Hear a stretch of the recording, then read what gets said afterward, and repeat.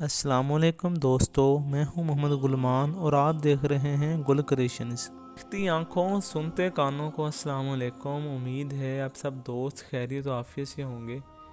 ایک روایت میں آیا ہے کہ رسول صلی اللہ علیہ وآلہ وسلم نے 7ویں ہجری میں حج مبارک سے فارغ ہو کر جعفر طیار سے مسدہ مسلمان ہونے کا نجاشی کا سنا۔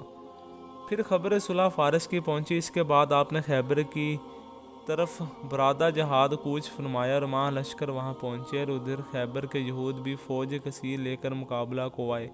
جب لشکر دونوں طرف کا صف کشیدہ ہوا تب ایک مرد مسلمان نے 7 آدمی یہودی جہنم رسید کیے، پھر اس نے شہادت پائی۔ پھر سرور عالم صلی اللہ علیہ وآلہ وسلم نے حضرت علی مرتضیٰ کو بلوا کر حکم جنگ کا صادر فرمایا، اور اس وقت حضرت علی کی آنکھوں میں شدید درد تھا۔ آپ صلی اللہ علیہ وآلہ وسلم نے ان کے واسطے دعا فرمائی۔ اللہ تعالیٰ نے دعا کو قبول فرمایا۔ آرام ہوتے ہی حضرت علی مرتضیٰ نے اپنے تیز برق رفتار گھوڑے پر سوار ہو کر اپنی تلوار کو اپنے ہاتھ میں لے کر میدان جنگ میں آ کر نعرہ تکبیر بلند کیا۔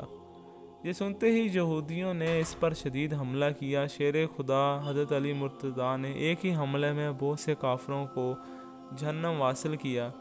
اس عرصے میں ایک یہودی پہلوان رستم زماں لاف مارتا ہوا یعنی للکارتا ہوا آیا اور اس نے آتے ہی شیر خدا پر حملہ کیا۔ حضرت علی مرتضیٰ نے اس کو اپنی تلوار سے ایسی ضرب لگائی کہ اس کی تلوار سے وہ 2 گھوڑے سمیت ٹکڑے ہو گیا، یعنی 2 ٹکڑوں میں بٹ گیا۔ کافروں نے یہ حال دیکھ کر خوفناک شکست کھائی اور پھر انہوں نے اپنے قلعہ میں پناہ لی۔ بس اس وقت حضرت علی مرتضیٰ نے موقع کو غنیمت سمجھتے ہوئے در خیبر کو پکڑ کر زور کرامت دکھایا اور تمام قلعہ میں لرزہ سا پڑ گیا، اور خدا کے حکم سے دروازہ اکھڑ کر حصار اور فصیل کے پیچھے گرا، اور پھر تو لشکر اسلام بھی قلعہ میں داخل ہو گیا، اور وہاں مال و دولت بہت کچھ ہاتھ میں آیا اور بہت یہودی قتل ہوئے اور کثیر تعداد میں مرد و زن گرفتار ہو کر قید ہوئے۔ اس میں سے ایک عالی خاندان بی بی آپ صلی اللہ علیہ وآلہ وسلم کے نکاح میں آئیں۔